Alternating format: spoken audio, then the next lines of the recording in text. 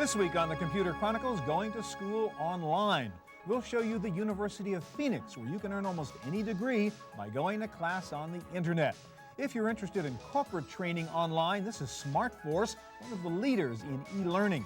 WebCT is an internet-based tool being used by college professors to add web components to their classroom courses. And if you're more interested in K-12 learning, this is BigChalk.com, a great tool for teachers and parents. Getting an education online, coming up next on the Computer Chronicles. Computer Chronicles is made possible in part by PC to PC, the online computer migration service from PC First, moving files, applications, and preferences from your old computer to your new one. Additional support is provided by Upside Events, presenting the Digital Lifestyle Revolution Conference, where people and technology intersect.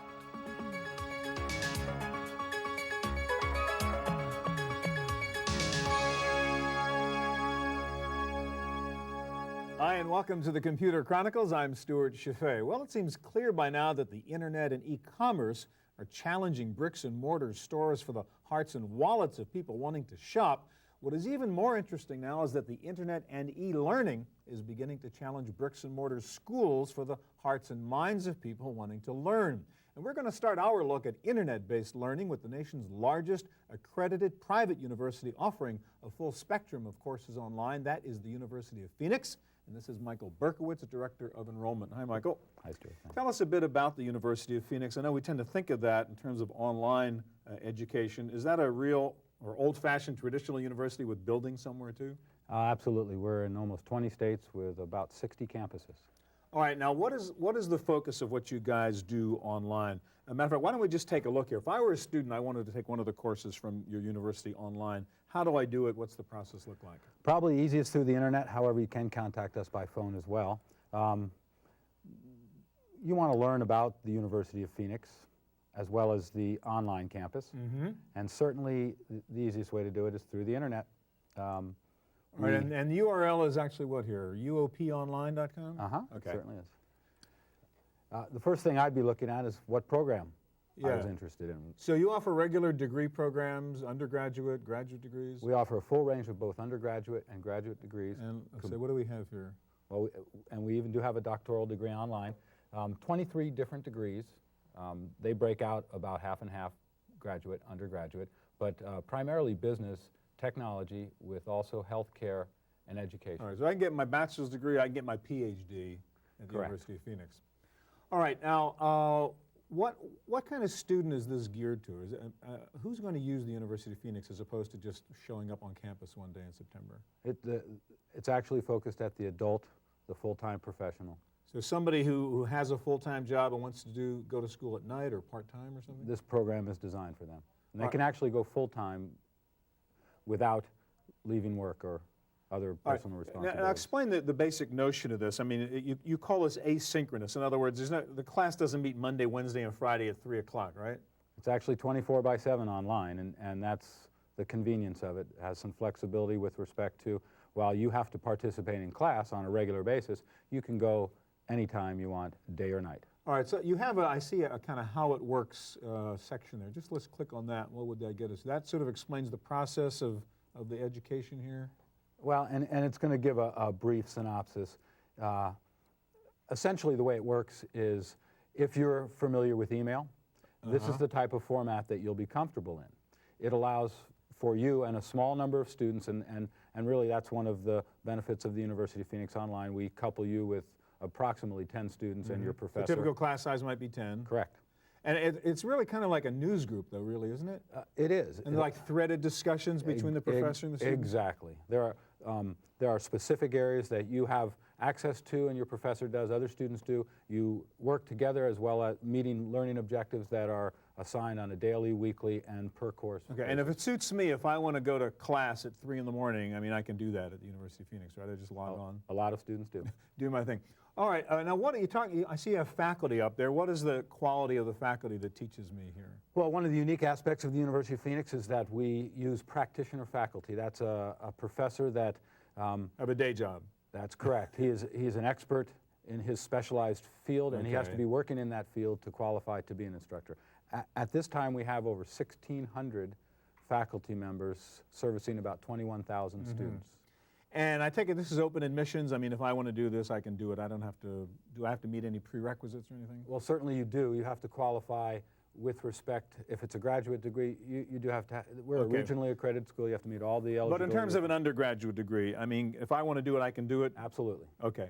What else? Let's talk about it says tuition and fees there. What does it cost me to attend this university online compared to the traditional bricks and mortar university? Well, I would probably tell you that it is slightly more expensive. Really? It is.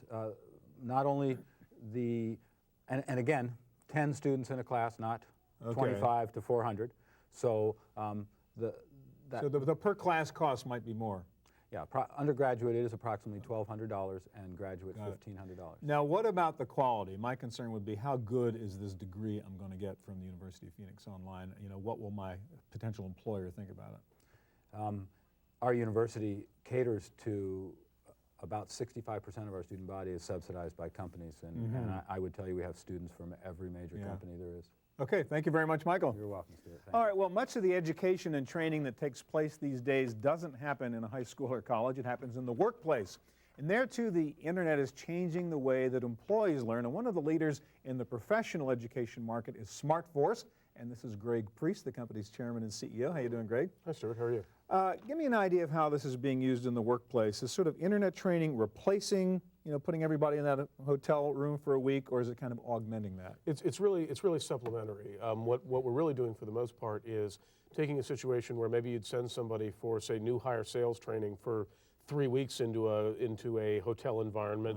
You might do 2.5 weeks of that online now, and still do a couple of days of the very focused things that you really feel you have to do in person to really make it successful. So what's the balance there? What do you feel, you're an expert at this, you can do best in that physical hotel room setting, and what can you do best online? The things that you can do best in the physical setting are the things where you require immediate human interaction. Now, a lot of that stuff you can actually do online through chat rooms and everything else. But if I want to take sales training as an example, if I want to present a proposal to a customer and have my manager feed back to me exactly how I'm doing, that's something you can do real well, in person. You can do it online, but and in fact you should do it online, but you should also have that in-person kind of. All right, let's take a look at what you guys do. Basically, you sort of provide the engine for companies who want to do the training, right? We provide the infrastructure, including content, the whole platform for actually putting one of these in place. All right, so I say E-Trade is one of your customers, right? I mean, they're doing their staff training using your stuff. Just give us an example of what they would do with it. Sure. So this is the home page. This E-Trade uses it in order to educate customer service professionals who have to deal with customer inquiries. I mean, that's a big issue for an online brokerage firm, is the quality of customer service. So they have all of their customer service people come into the home page. It's got a variety of different options. Here as an example, you'd go into the learning paths that are created for people. Here, E-Trade assigns to each individual a curriculum that they're pushed through, and that curriculum includes a variety of different kinds of content, from you were talking about asynchronous content that you do offline to content that's a live interaction. So, for example, here's an example, we'll skip the intro here, of a program where you have a streamed audio and video presentation. So you actually might use audio, video, a traditional instructor talking at you. That's right. And this isn't one of our instructors. This is actually an E-Trade person talking about, here's our new mobile trading initiative, and here's what we want you to do as you interact with that. So it can include generic material from us about how to be an effective customer service professional to something from the customer themselves, and we provide the tools to the customer to help them build that content. From E-Trade's point of view, why do they do this? Is this better? Is it less expensive? Is it both? Well, it's certainly less expensive, particularly if you've got a global situation where you're trying to get the same kind of material to people in a global setting.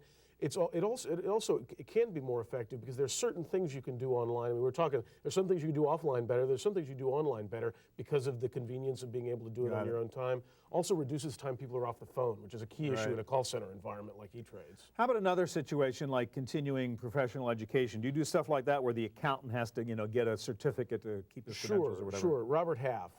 They're a staffing firm that basically is high-end staffing. So a lot of people who are accountants or basically professionals of one kind and another, and continuing education is critical for them.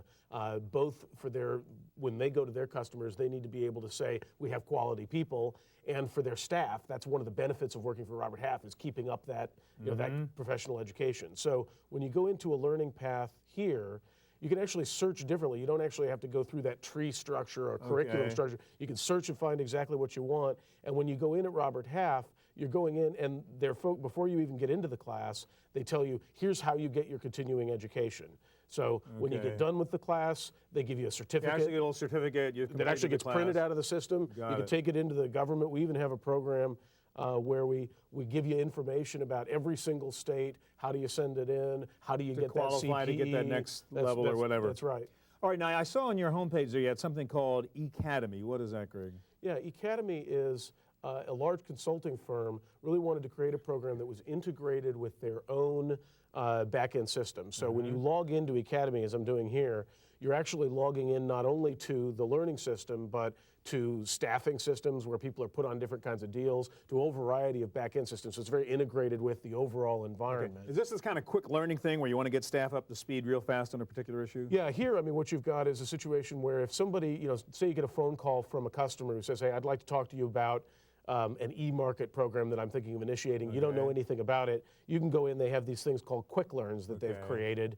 There's a whole series of them. Here I've got the e-markets one, and basically it's a streamed flash animation, very quick, so you can take it in about 10 minutes. Right, so you and you can have an use lots of intelligent multimedia tools and conversation. stuff. Oh yeah, it's everything from animation, streamed audio and video. All right, finally, Greg, you guys at SmartForce actually use your own tools to train your own staff, your sales guys, don't you? Yeah, that's right. We actually created a full program. There's about 8 modules up here that we show that replaced or supplemented what used to be a 3-week-long program. Now it's only a couple of days. It works for you, I assume? Yeah, it's great. All right, thank you very much, Greg. All right, coming up next, clicks and mortar in higher education and in K through 12. Don't go away, there's more to come.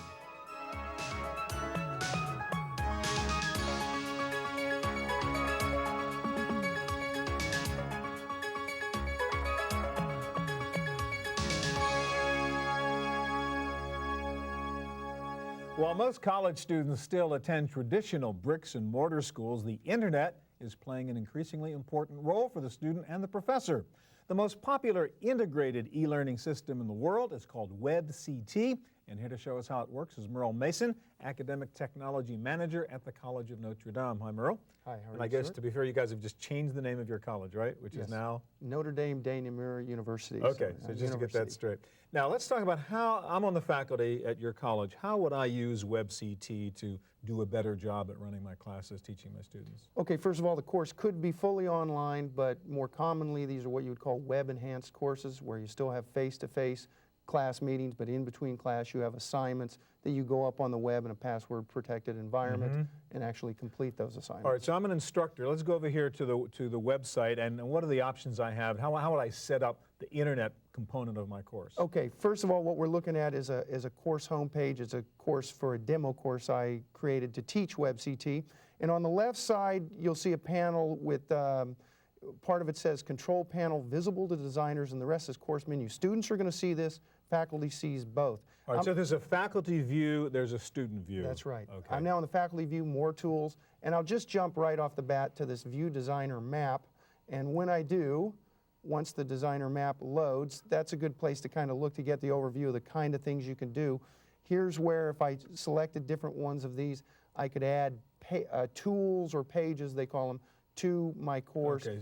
Tools, yes. Yeah, so I just want to, you can design the particular site to suit your course the way you want to teach it. That's add right. the particular components by pulling them off that list there. That's right. And then you add the content that's behind the component, so to speak. Okay, so there can actually be class content, I mean substantive material on the website also, Absolutely. not just procedural stuff. Absolutely. All right, so let's go into the student view now if we Okay. could, and let's say if I'm a student taking a class in which the professor's using WebCT, what are the tools I have available to me? Okay, I'll run through some of these tools. So first of all, now I'm in the student view, and you'll notice there's no more control panel. Now it's just course menu. This navigation bar on the left is visible the entire time. The kinds of tools, just running through them briefly here. I've set up one called orientation here. What this is a series of pages, web pages, that the instructor would create these pages, just the way they create handouts or what have you, save them as HTML pages and then load them into WebCT. I created these pages to just give students an orientation to how to use WebCT. So I've got examples of the different kinds of tools. If I click this next button, I'll step through a series of pages, more content. Of course, class orientation to using WebCT from the student's perspective. That's what I've created, but of course the faculty person would create stuff for their All right, so go subject back to matter. that home page and let's see some of the other choices. I get oriented once I start the class. Okay. What else can I do?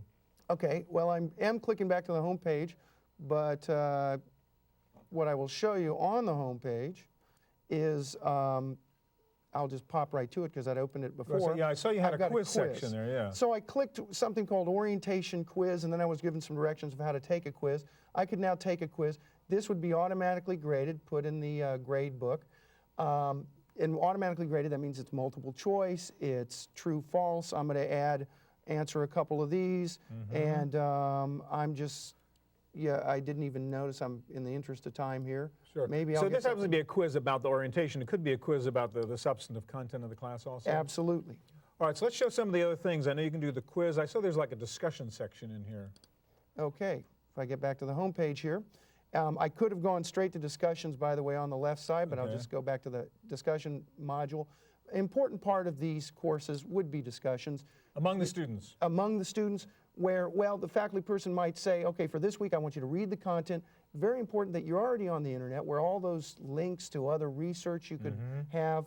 For this week's assignment, I want you to click the link. I want you to go read these pages. Now I want you to come back. I've posed a discussion question. I want you to put in your comments and thoughts on that discussion and respond. So once again, a kind of newsgroup metaphor, kind of threaded discussion among the students in the class. Exactly.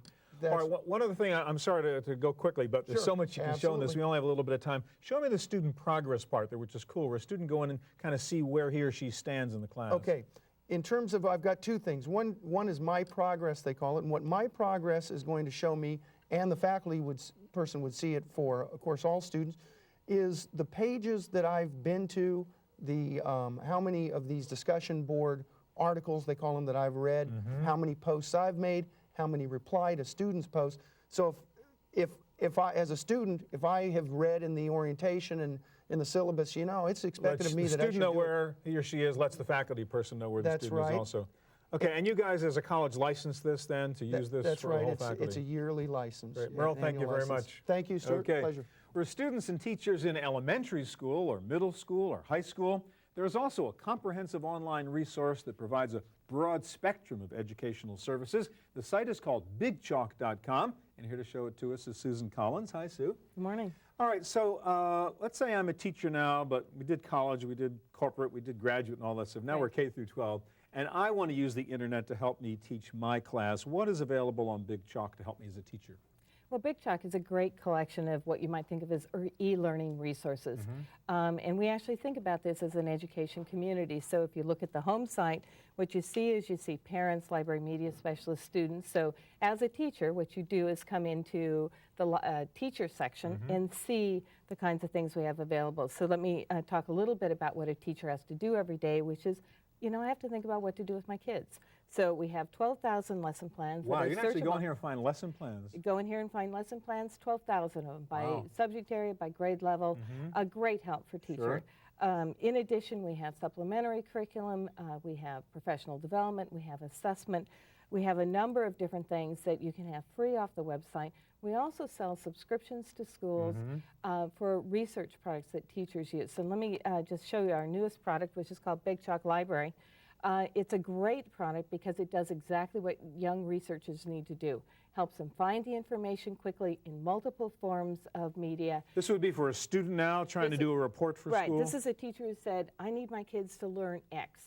Okay. So we're talking about environmental science. Why is the sky blue? Well, one of the advantages here is that it's a natural language search engine. All right, so the student who has to respond to a teacher's request to prepare a report goes in here and can just say, why is the sky blue? Why is the sky blue? They can pick the kinds of media they want. We have 7 different media types. There are thousands and thousands of different references. All right, so can you show us what kind of answer we'd get to that question? Let me go in here and I just typed, why is the sky blue? Very natural language, and it timed out. So let me, Okay, we'll go again. let me go in here and get this started again. Okay. We should come right back into Big Chalk Library. Ask the question, why is the sky blue? Mm-hmm. We'll check out my typing here. Yeah, that's right. I'm going to deselect books simply because you have a choice to select or deselect medium. We don't want anything that's big and long here. We Okay. just really want to know, why is the sky blue? So it comes back, it says there's 9 magazines, 9 newspapers, Yeah. 37 magazines. And because I want something sort of simple and straightforward, let me just go to the pictures piece, because most kids want that kind of answer first. Sure. And lo and behold, the first article that comes up is, why is the sky So blue? it's kind of a search engine for students in school, really, to go find the stuff they need. Absolutely. Let me ask you another question. You actually do virtual field trips here that would help the teacher explain stuff, obviously, in a way you just can't do in the classroom? We do. Let me give you an example. This is called CASKI, the Central America Sea Kayak Expedition. It's a 3-year, 5,000-mile expedition. We've joined these explorers in the second year after about 3,000 miles. What I've brought up here is actually the teachers section, and you'll see there's lesson plans here again, class projects, there's So the class will instructional actually strategy. follow this real-world expedition, doing it Right. online and learning from it there. Right, without they having get to in the updates airplane, from yeah. the explorers, they can email the explorers and ask questions, all of the above. How about for parents, Sue? You have parents who get stuck with having to help their kids, obviously. I Right. mean, the kid comes home and you realize it's 9:30 at night and there's a paper due tomorrow morning on whatever the subject is, and you don't know anything about it, and you want to help your son or Right, daughter. so let's go back to just the front page here, because Okay. if you look up here in the sort of center, what you see is this great search engine that is web search. So your child comes home, Dad, I got to do a report on hippopotamuses. Right. It's 8:45 at night. I actually don't know much about hippopotamuses. You can go in here, you can get linked to 150,000 pre-selected, academically good sites in 47,000 subjects. Wow. So it's a great homework So it's help. great for parents, too. How about for Absolutely. the parent who is doing homeschooling? Can you get resources to help you do that here, too? Well, let me just show you an example of one of the things you might do with a young reader.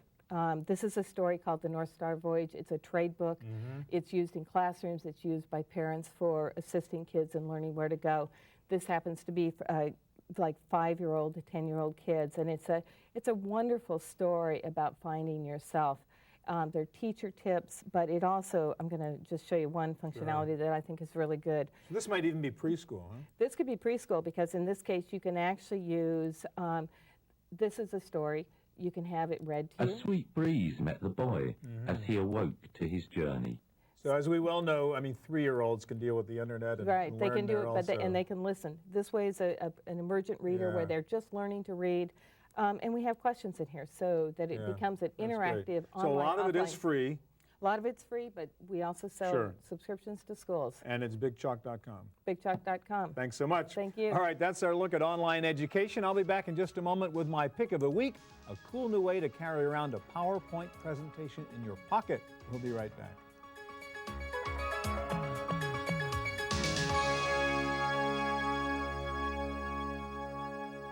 Now for my pick of the week. If you travel a lot doing PowerPoint presentations, you're in the habit of lugging around a laptop computer. How else to do the presentation?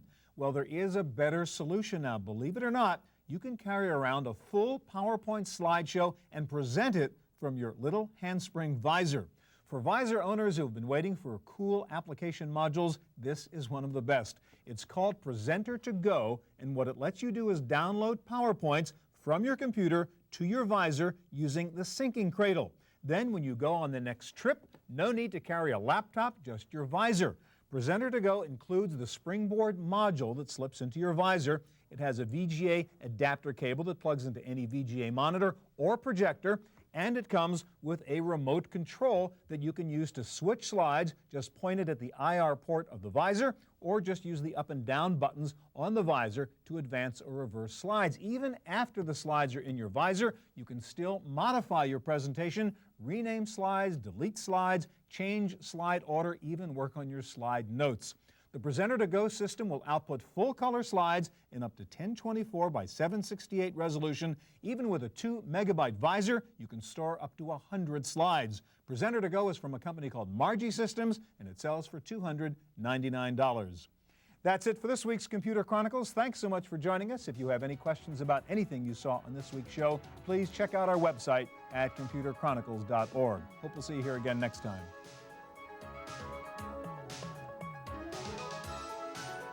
Computer Chronicles is made possible in part by PC to PC, the online computer migration service from PC First, moving files, applications, and preferences from your old computer to your new one. Additional support is provided by Upside Events, presenting the Digital Lifestyle Revolution Conference, where people and technology intersect. To purchase a videotape copy of today's program, call toll-free 1-888-310-7850. Please specify the show number and the topic.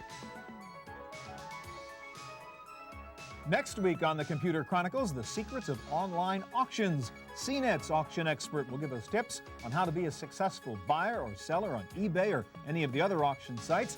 We'll show you AuctionWatch.com, a powerful tool for keeping track of many online auctions. Also, eSnipe, a kind of automated bidding tool, and Strong Numbers, one way to make sure you're not paying too much for that online goodie. And we'll tell you how to set up an online auction presence as a seller. The secrets of online auctions next week on the Computer Chronicles.